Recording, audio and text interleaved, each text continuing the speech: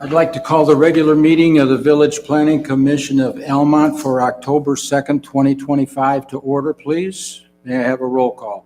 Tedeschi, Here. Meek, Zunder, Here. Dyke, Present. Miller, Present. Keller, Schneider. We have enough for a quorum. We do. The next item is the approval of the agenda. Unless there are any additions or changes or alterations, I'd accept a motion to approve the agenda as it's presented. I have a motion by Tim. Do I have a second? Support. Support by Robert. Any discussion? All those in favor? Aye.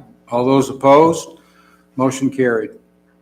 The next item on the agenda is the approval of the minutes of our regular meeting of September 4th, 2025.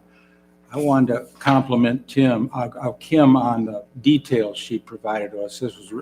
We did a lot of talking. So unless there are any changes or alterations from the minutes, I would accept a motion to approve.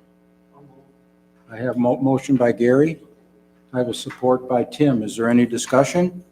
All those in favor? Aye. All those opposed? Motion carried. We have no communications this evening.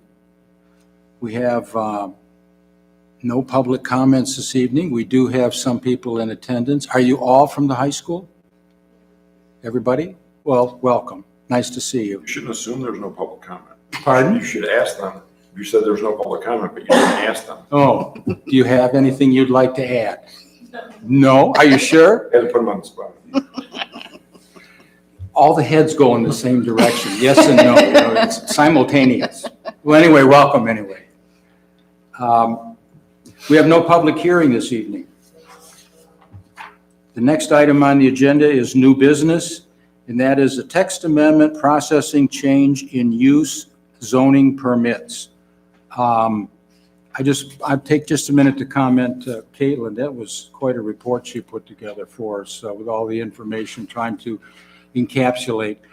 One thing I could ask you to do, if you would, as we go through, explain the definition of text amendment so we understand what we're talking about here, and then we can review all this and go forward from there, okay? Sure. Thank you very much. So one of the things I think we're going to be deliberating on, following up from our conversation last month, is if we want to change the policy of our zoning ordinance, we'll need to do a text amendment, which is essentially changing the zoning ordinance language. And so what we do is we draft that language.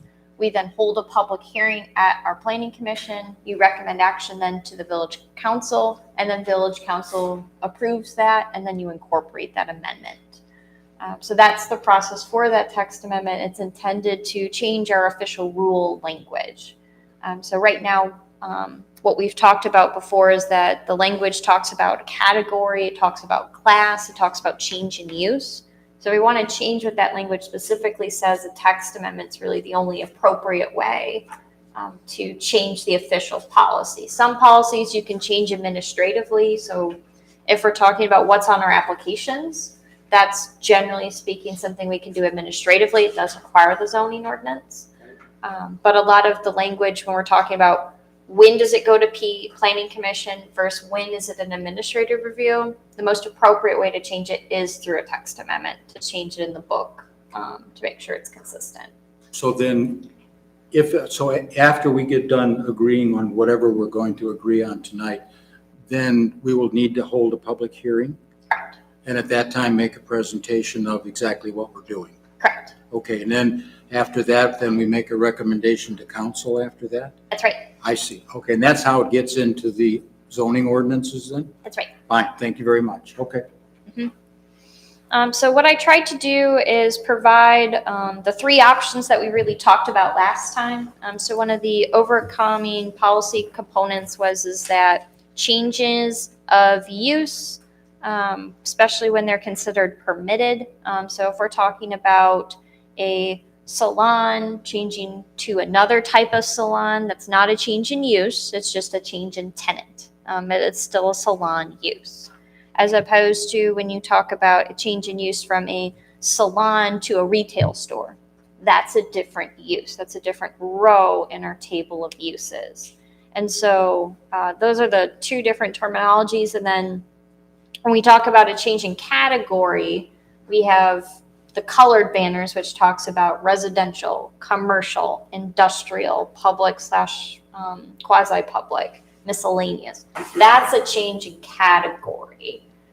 So if we were to have a office space then be converted to an apartment, that would be a category change because it's going from the commercial category to the residential category.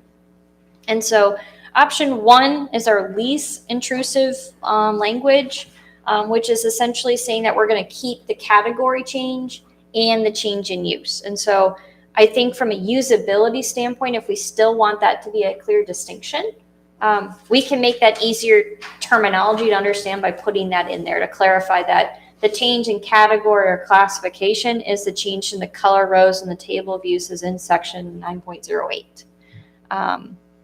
And so then in doing this process, if we keep it to a change in use, this is going to be part of the pros and cons multiple times. But this change in use, it's extremely common. That's what most other jurisdictions use as a defining point when someone needs to verify something. So a change in use is very commonly done administratively. If it's a permitted use, something that we think is consistent with the character of that zoning district, we put as a permitted use. So office and retail makes sense in a downtown. Those are very common. If something were to be a change in use, but it's a special land use, that automatically always has to come to the Planning Commission for a public hearing. So though it may be a change in use, you still have to go through the special land use process. So just to clarify that terminology.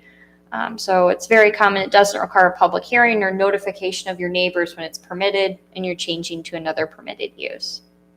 The standards for denial of that is included under our site plan review approval standards. So when we're talking about when is it appropriate to deny something, we do already currently have some language, which is talking about vehicle access, relationship to natural features, groundwater, infrastructure, and other zoning ordinance regulation.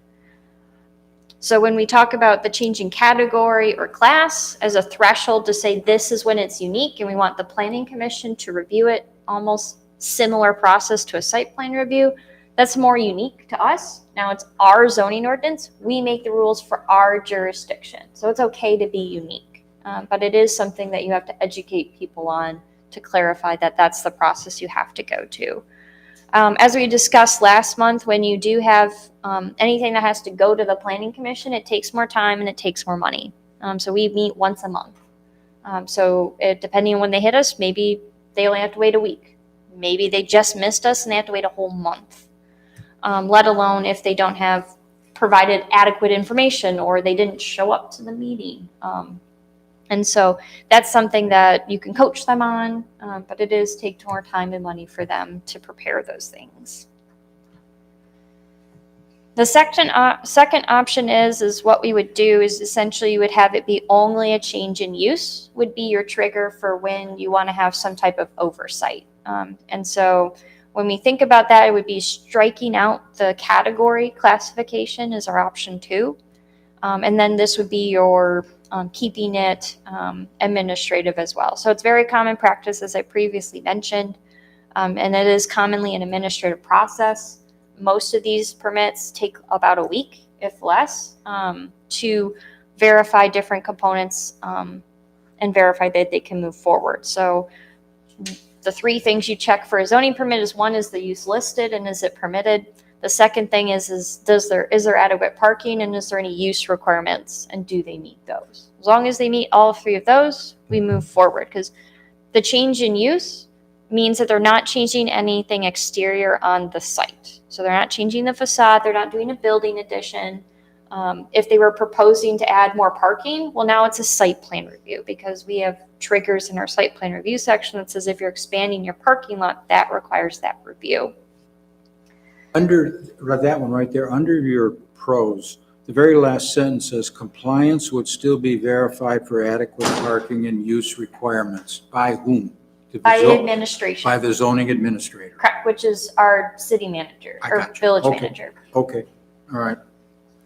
Then the cons for that process, that the planning commission doesn't have that oversight. So if you do choose to do the change in use, have it be fully administrative, that's something that you wouldn't necessarily review. However, one of the things we could do is you could have it as part of that progress development report. And so you would see, this was approved administratively from this use and this tenant. So you could still be notified, but you don't have a decision in the matter because it was processed administratively. Okay. So that's an easy fix, some of that situations. And so when you have it reviewed administratively, you want to make sure it's very clear, clear guidelines. So it's not a questionable component, because then if there's any level of questionability to it, it really should come then to the planning commission forefront. Because if there's gray area, that can depend on who's reading the language or if they think it's a good idea or not. Well, then that should be probably something that's brought to this venue. Would that be something we would incorporate into whatever this text amendment is, that should that circumstance occur, which there are questions that maybe the zoning administrator doesn't fully have an answer to? Would we address that in the text amendment as to maybe coming back to the planning commission for review or discussion? Correct, and it depends on what question marks we have. So Okay, in my previous experience with, let's say, a use that's not clearly listed, the village manager reaches out to me and says, so what do you think this is? And I say, I think it is this use. Or I say, we don't address that use, like food trucks. We don't have a food truck use at that point in time. And so that's something that does need to go to the planning commission to get further vetted out. I see. And so some of those mechanisms, we already have language that clarifies what the question mark is. For our discussions, I think one of the biggest things with the downtown specifically is, what is our parking threshold, in which we say there's probably enough parking in our public DDA parking lot that we're not worried about a tenant taking up this amount of parking. But we are worried when they start taking this number of parking spaces. And so that's the second half of our conversation, but depending on what those are. But generally speaking, change in the uses should be considered compatible. And if we don't consider it compatible, shouldn't it be then a special land use if we don't think it could be directly compatible? And then the third option is talking about a change in tenant, which is requiring that zoning permit, that oversight. So it's not as uncommon, but it's not uncommon. So the city of Lapeer does it that way. But if you go to any typical township, they have it as change in use. Change in tenant for that community, it helps you, village staff, be more aware of changes in the community. So with a new tenant, that usually means there's other things changing too. So billing for utilities is changing. Usually they change out the sign because it's somebody else. Sometimes you have other building changes that they choose to make. So if it's becoming a hair salon, there's electrical or plumbing, and so you can, if you know a zoning permit's coming and you know what the use is, you already know. So you also have to do these other things. And so you can kind of prime them for the next steps in the process. Well, you brought up it's not really a sensitive point, but a good point, and that is signs in the downtown area. We've dealt with that every time we go through it. So should a new tenant come in and want to put up a new sign, is that left up to the zoning administrator to determine whether or not it fits the ordinance? It would be. Okay. Okay.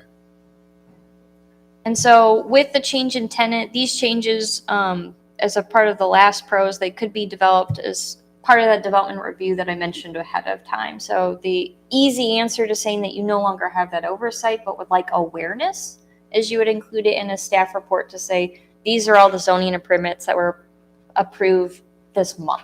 And so you could still be aware of these actions. We could still be gatekeeping to say, well, wait a minute, we're seeing all these uses and there's growing concern about that. Maybe we need to change something so then we can address those problems if they're arising. For the con part of changes in tenants, it is a higher administrative burden. So because it's a change in tenant, you have to process that paperwork. People aren't as used to having to come in and check in. So a good chunk of Lapeer's enforcement effort is going after people to say, so I see you opened, that's cool, except you didn't do all the steps you were supposed to. Hi, I am from the planning department. Here is the paperwork, please do it in the next week. Thank you. And so you have to do some level of education. And then usually if they get building permits or something, you can catch it there too. So through the building official, you could say, oh, well, why is this applicant for Gregory's office? And we don't have a Gregory's office. Oh, it's because it is a change in tenant. You need a zoning permit. Take a step back, finish the paperwork, and then we move forward. Could I ask a question? Does the zoning administrator update council when businesses change in the village? So you don't get any report either as to whether or not things change in the village then, right? As far as an update? Not officially, no. Pardon? Not officially, no. Not officially, no. Okay. In the past, the village managers have mentioned it. So I know David Trent a lot. He would mention, oh, I talked to so-and-so about XYZ property, or talked about the vet office. I think that was what was coming in at the time. So we generally got aware. There was some level of awareness, but nothing official. And so that's something you could change administratively and say, do a quick little thing that just says there were none, or there were some. This is the address, this is the use, things like that. So those are the three different real policy options, I would say, associated with the text amendment. I don't know if we want to talk about which approach, or if you would like to then look at the examples that I provided. Do you have any particular, what direction we go in? Examples. Yep. Let me scoot down. All right, so option number one, again, was talking about clarification of the change in category terminology. So we're really still keeping with the change in category is something we want the Planning Commission to be involved in that review process. And so essentially what that would be doing is you would then, what I have highlighted is talking about those proposed changes. My PDF version doesn't have the changes that I did track changes on.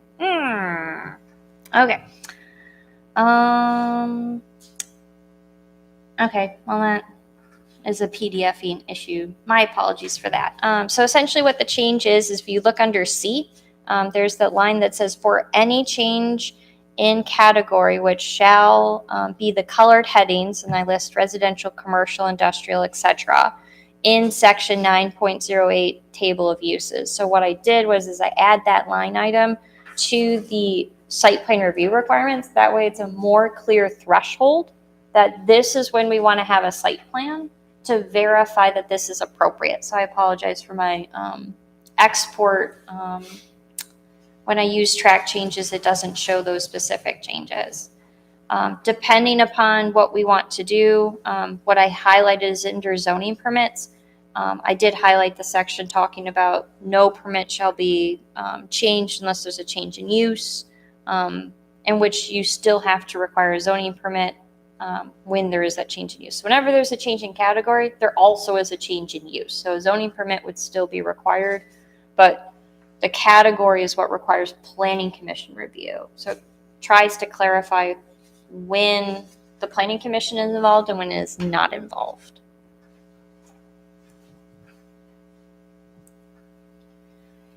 The second option is the change in use. And so what essentially I changed in 7 is that you don't see any D. So the Planning Commission is not directly involved in a change of a permitted use to another permitted use. And instead, so that's removed from Article 7.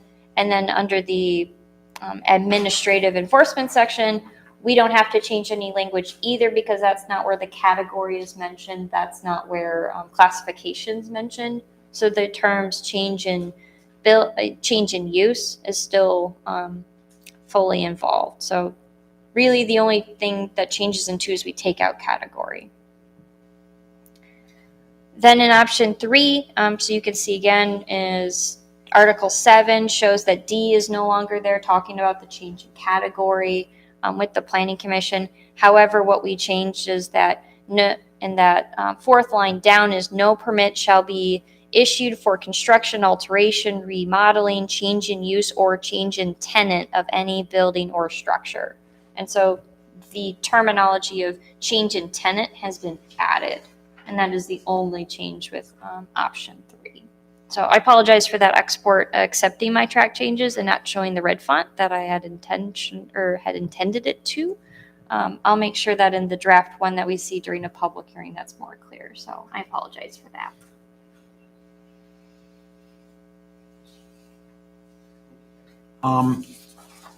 Can we go back to the option 1? Maybe should we take one option at a time and let's just, if there's any discussion, or I agree with that. if we're in Sure. agreement, not agreement, or, let's go back to option 1 with clarification to change in category terminology.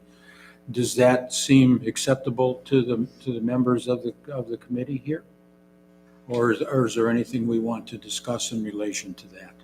And part of it is you're picking one of these 3 policy options. So this would be clarification to change in category. So you're picking option 1, option 2, or option 3.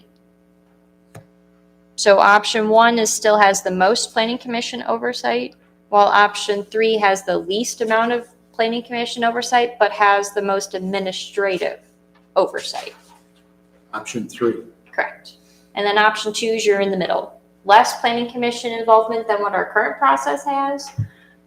It does clarify for the zoning administrator what they are supposed to be doing versus when it otherwise needs to go somewhere else. And that optional language that the Planning Commission can self-determine when it needs to be this policy or that policy, which adds some flexibility, but as we mentioned, it's not consistent then over time.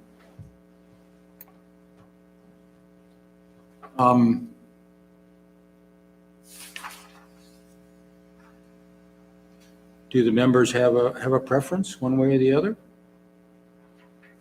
Well, I think, in my opinion, option 1 is way too much Planning Commission weighted. So Okay. I think that's, 2 or 3, in my opinion, 2 or 3 would be fine. I would almost have a leaning toward putting as much on the zoning administrator, because it will expedite the process, and hopefully the zoning administrator, if they feel like they're getting in something over their head, they can always defer to the Planning Commission. They can. So they can always say if there's something that's like a use interpretation, they've reached out to me in the past, but they have the prerogative, they can go for a clarification with the Planning Commission. So if it's Absolutely. an escape room and we don't know where that should be, they can always come to the Planning Commission, say there's this use. I don't know how we classify it, so if it's like a cat cafe or whatever, does it still count as a cafe or something else? That's something that they can always check clarification. We don't call it an interpretation, that's only with the ZBA, but they can go back and talk with you, and we would say, here's the definitions. Can we help pick a basket we already have? Or is this something we don't address? And then make language so we can address it. In all 3 examples, we're using the same criteria for the building, which is 1,000 square feet. Correct. So I did not change the options for A, B, or C. That's original language. Okay. And I'm not proposing to change it. So that doesn't change in any one of the 3 options. That's correct. And is that language currently in the zoning ordinance? Correct. It is just the way it is. So we're talking about administrative and enforcement then as being a possible change. Is that correct?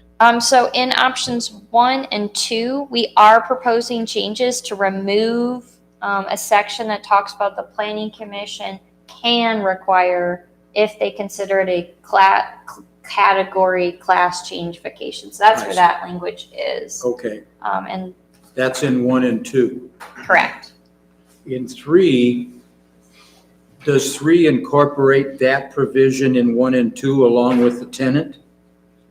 Tenant is only in option 3. Only in option 3. Correct. Okay. Which I guess in theory, I could have made a option 4, which is a change in category, a change in use, and a change in tenant. So I could have done that option, but I felt like I was giving too many options. So if you prefer, More than one is too many, but anyway, but yeah, so, okay, so, all right.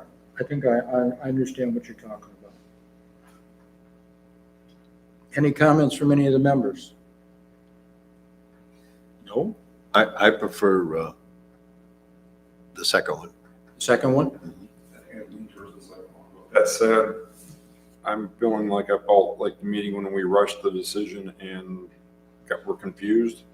I feel semi-confused and I don't know. I'm not comfortable making a decision tonight. I think that's something I need to research and sift over a little bit before. And it would also help if the zoning administrator was here to get his opinion.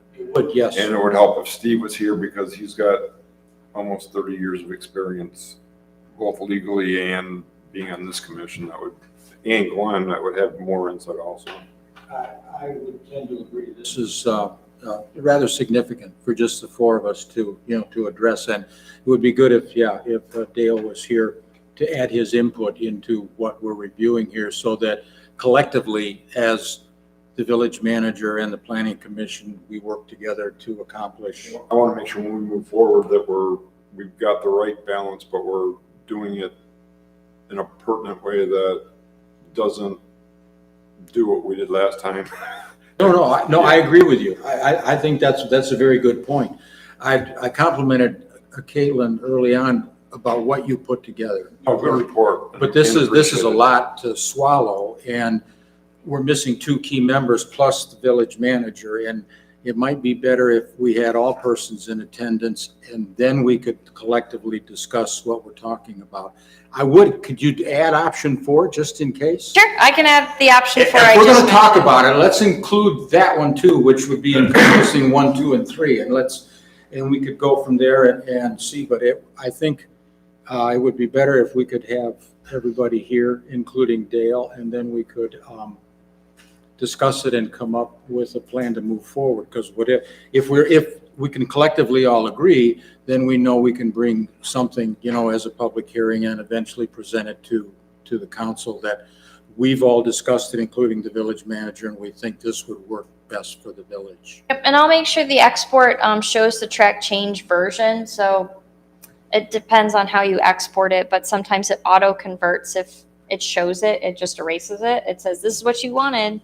No, I wanted the track changes. No, I appreciate it. This is well done. It really is. It's a lot to take in. It is. And, we're talking about some rather significant changes. So I think the other thing that I think is food for thought, since we're all here, say, if you think there's additional content that would help you make that decision, my track changes came forward in the parking components. Yes.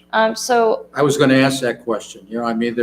That's a component. Like I asked the one about the signs, a parking component would also be something that we, might want to take a look at because we only have so many spaces in the village to start out with. correct. So, and that's something that different communities take different approaches. So like the city of Lapeer, if you are in their downtown zoning district, you don't do any parking calculations.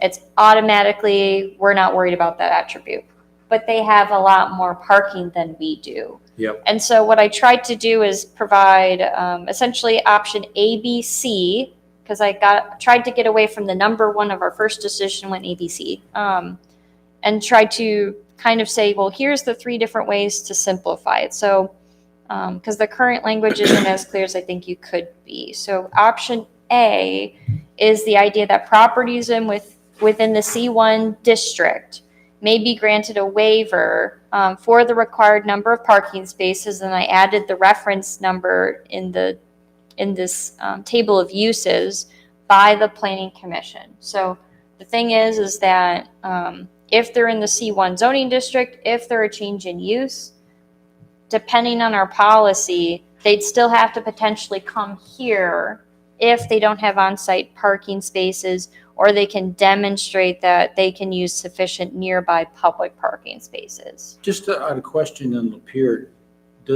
when the Lapeer evaluates the parking, stipulations, do they have an idea of how many spaces are available in the whole area? And could we find that out? In our own village, between the public parking? I'm just wondering, because let's suppose we had every business going in town. Do we have enough parking spaces to handle all that? And I don't know the answer to that. But Sure, and there's a difference between actual use and what does our parking formula mean. Okay, And so near the end of my time in Lapeer, they have another zoning district that's next to their downtown where you require half of the parking spaces on site. And so what I started to do was calculate, well, when are we counting public parking for these halves? And so that's when we started doing a little bit more of that tabulation to say, so when we're talking about not just the central district, but the beyond, kind of trying to track that. So the easy answer is we know how many public parking spaces there are available and can come up with that number. As far as the number of uses and what the required number would be, that would take a little bit of legwork, but we could come to that answer. But I Would that be think, beneficial to have that information for our next meeting? You think or not? I don't want to give her any more work than she already has. I think what might be helpful is how many spaces are occupied versus unoccupied. I think Okay. that information might be easier because Okay, as residents, you have the day-to-day, you can have a general feel on a Friday night, can you find a parking spot? Yeah. I would say, when I've been here on a Friday night, yes, you can generally find a parking spot. Is it maybe exactly where you wanted it? Maybe not. that's true, that's true. But there is a parking spot, especially now that it's been trimmed back and there's not the tree sticking out or whatnot. Yeah. And so I think that might be a little bit more helpful to say, well, if we had a full capacity, because we currently don't have full capacity. So I think that might be more helpful information is the vacancy rate of our current downtown. Option B is properties within the C1 district for each tenant will receive an administrative waiver not to exceed 20 required parking spaces based on the required parking spaces in our table of use requirements. The parking space waiver is due to the available public parking. So what I'm trying to do is because you're in the downtown, I think the vast majority of our parking spaces don't always have on-site parking included in there. But if they're not requiring more than 20, we're going to assume we have probably parking capacity for that use. So that's what I was trying to think of, that 20 threshold based on our current parking calculations. And so that's something that you could still process through your zoning permit. If you pick some of our different options, permitted use to permitted use, it doesn't get flagged. If there's a number that is excessive of the 20, then it comes into the planning commission review without being a variance situation. So we could still evaluate and say, well, it's a restaurant or it's a cafe and it's going to offsite from, or it's going to have different hours of operation versus somebody else. And so we can evaluate from a common sense standpoint, this makes more sense that there still is available public parking in this area or not. But that's kind of trying to be the middle of the road, as opposed to then your option C, which is where you exempt all parking calculations to be shown. And so you would have the Lapeer approach essentially, which is that you don't require any parking. If you're in the downtown, we'll handle that problem if it comes.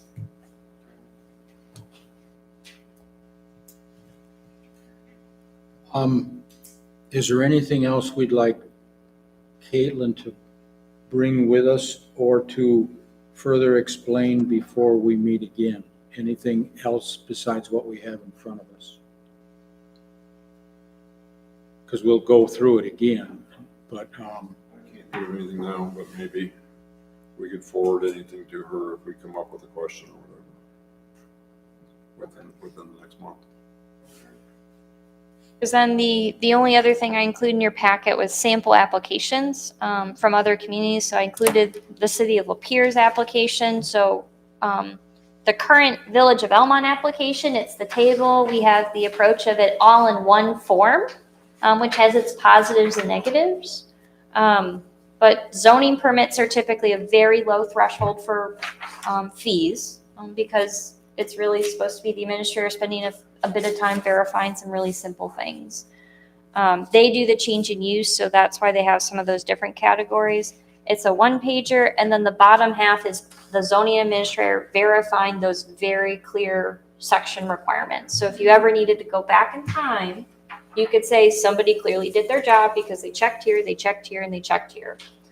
Your current application doesn't have that clear metric, and that was something we talked about a couple meetings ago, that I don't know that the average person would know that that is the sections you look at. Me being in the field, I know, oh yeah, you have a parking requirement, oh, you have use requirements. And so I know you have clear criteria, but it's not comprehensive.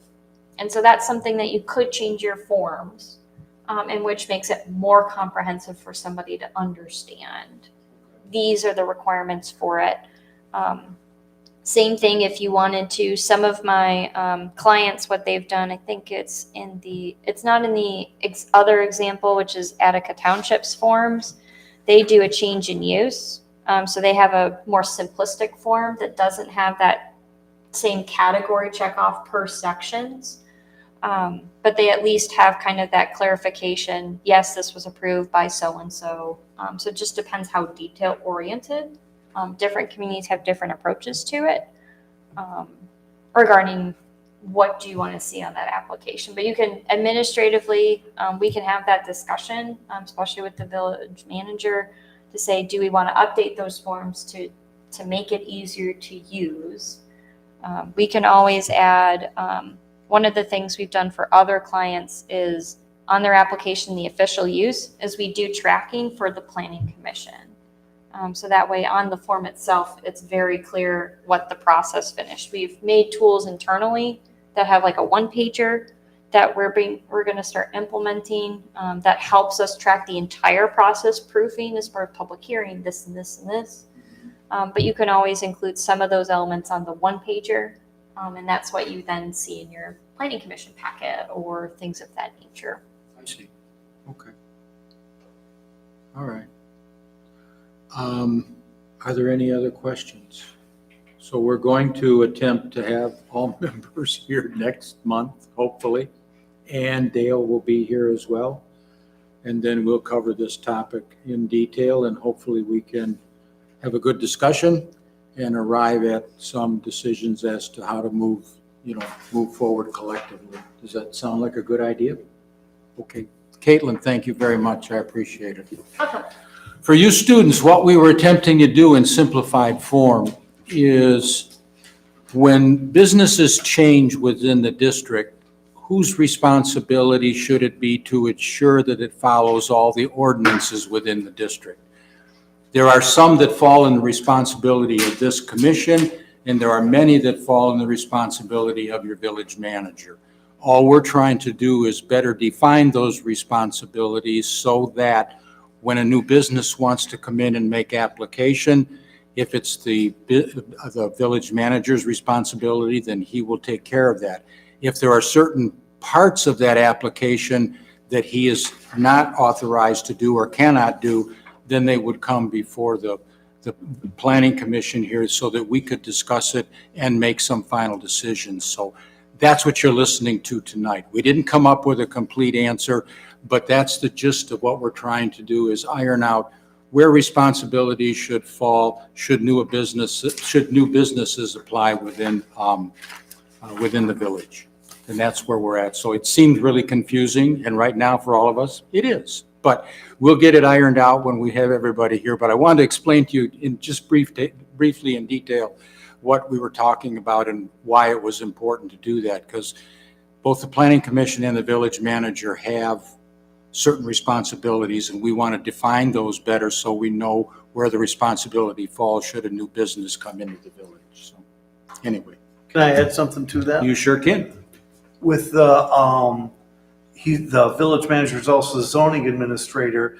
If we can give him some more responsibility on simpler decisions, it'll expedite the process on bringing businesses into the community so they don't have to wait 1 month at a time. They can get answers quicker, they can move forward quicker, they can move into town quicker. So we're trying to expedite it. Any other comments? All right. Caitlin, thank you very much. Welcome. I know we're going to see you again. There's no unfinished business that I know of. Otherwise, I would entertain a motion to adjourn. So moved. I have a move by Tim. I'll second. Gary seconds. Is there any discussion? All those in favor? Aye. All those opposed? Motion carried. We are adjourned.